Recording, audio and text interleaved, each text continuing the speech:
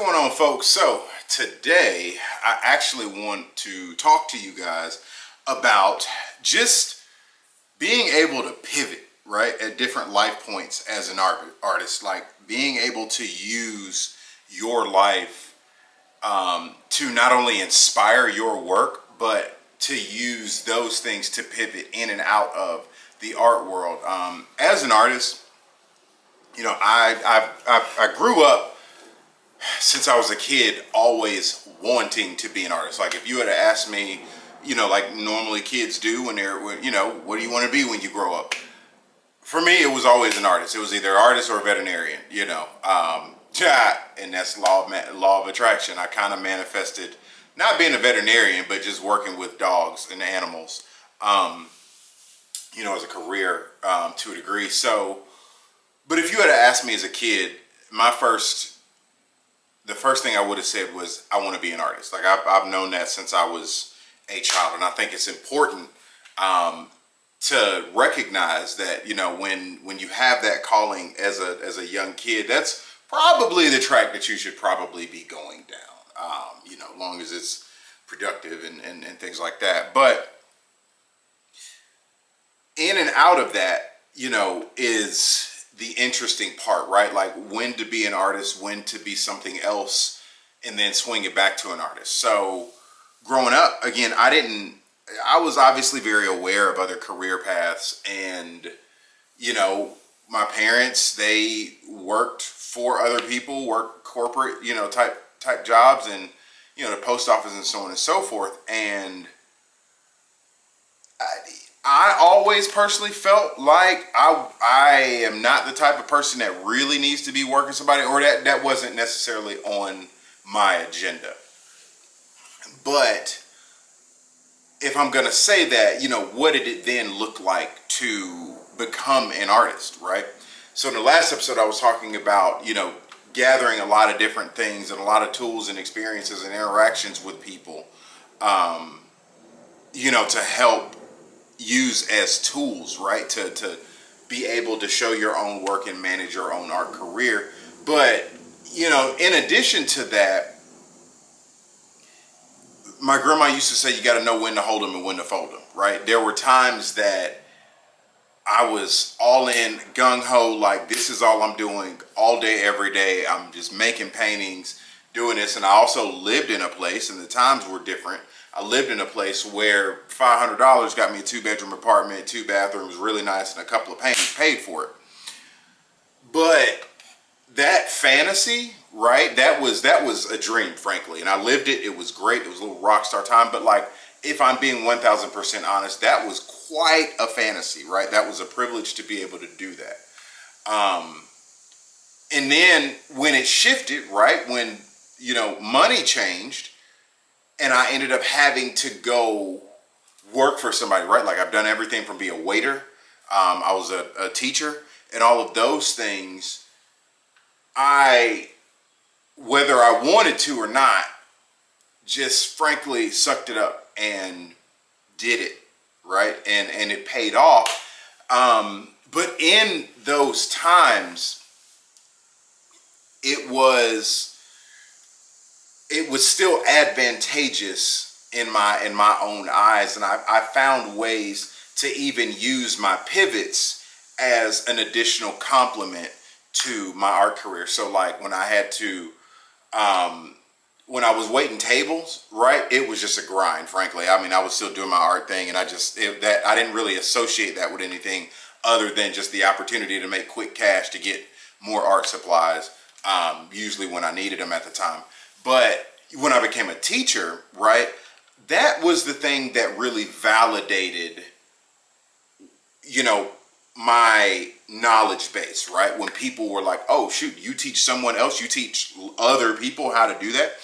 And so I found a way for that to be used as a way to not only increase my contacts, right? Just being an educator, you're going to meet other artists, but then also for that to really validate the work, my knowledge base, right? My wisdom, and how I also communicate about something.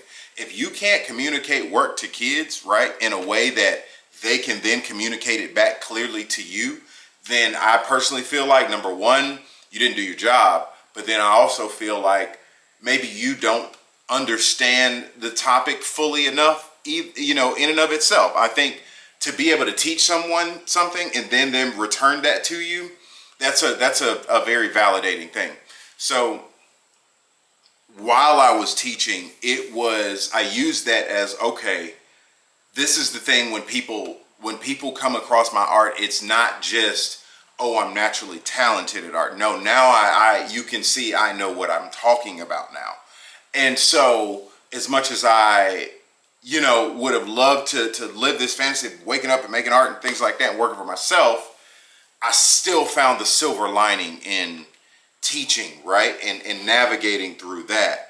But then, right, like I went from teaching to becoming a full-time hunting guide and you know, working our nonprofit, Minority Outdoor Alliance. And my, you know, for now till 8 years ago, I was, you know, definitely identified as an outdoorsman, a sportsman, a dog man, all of that stuff, bird dogs. And so much, what's funny is so many people in the upland hunting space and the bird dog space and the outdoor space had no clue that I was an artist.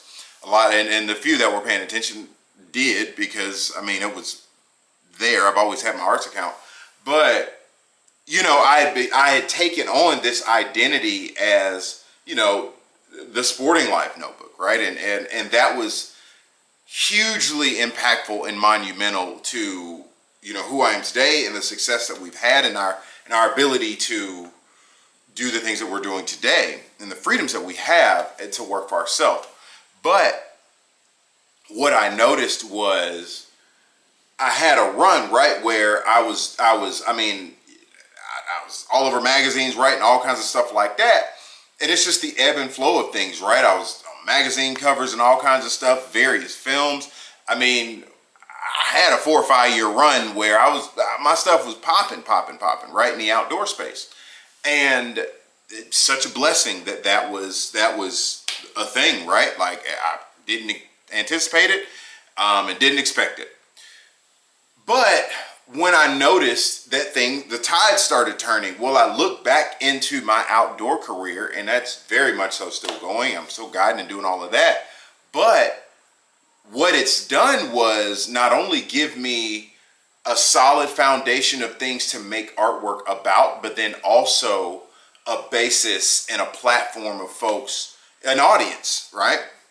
And it was a niche audience. That time that I'd spent building the Sporting Life notebook and that brand and getting, you know, business partners, Beretta and Orvis and, you know, Eukanuba and Benchmade Knife Company, like all of these partners, it was a run, the Wildlife Arts Festival. Like, I was doing a lot of these things, which lent themselves to creating like I said, a client base, a niche audience, so on and so forth. And now we're here where in my artwork, now I'm doing the full-time artist thing in addition to my outdoor career, but it's also pivoted from making just paintings now to having products, right? Like, my time in the outdoors forced me to have to come up with, you know, things to sell other than paintings, right? And tangible, usable things. And I want to just end with saying that to everybody, like, use the experiences and the pivots in life that you guys have to inform your art career, your music career, who you are creatively, man. And I'm so blessed that we can do that now. So with that being said, folks, join us, first of all, on October 8th at American Soul 3 in Charleston, South Carolina at the Norton and Hodges store. That'll be up till the 11th of October. Check us out, like, rate, review, subscribe. Check out all our channels, Instagram, Darrell Lamar on TikTok. I've got a personal TikTok page that I kind of put a bunch of BTS kind of stuff on there. But, you know, most importantly, subscribe to our newsletter at American Soul, americansoul.com. RSVP, guys. We want to see you guys at the art show. I would love to meet y'all.